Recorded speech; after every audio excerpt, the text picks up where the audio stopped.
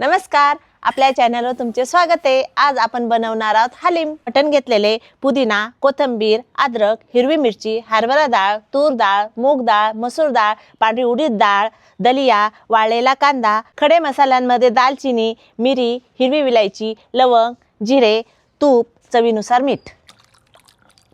जवळपास 3 तांबे पाणी टाकून घेतले।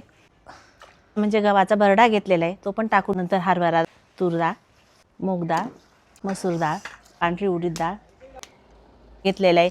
हिरवी विलायची, लवंग, मिरी, दालचिनी, जिरे हे पण अखंड तसंच टाकून घेणार आहोत। आता आल्याची पेस्ट टाकून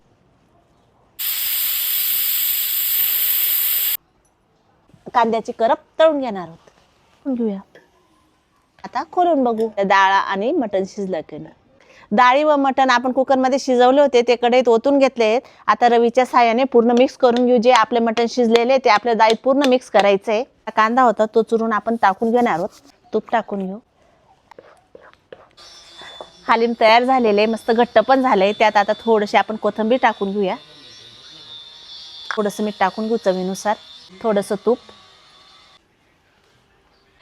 आपला हलीम तयार झालेला आहे। तुम्ही पण एकदा नक्की ट्राय करा। अशाच आमच्या नवीन नवीन रेसिपी पाहण्यासाठी आमच्या चॅनलला लाईक करा, शेअर करा, कमेंट करा, फॉलो करा। धन्यवाद।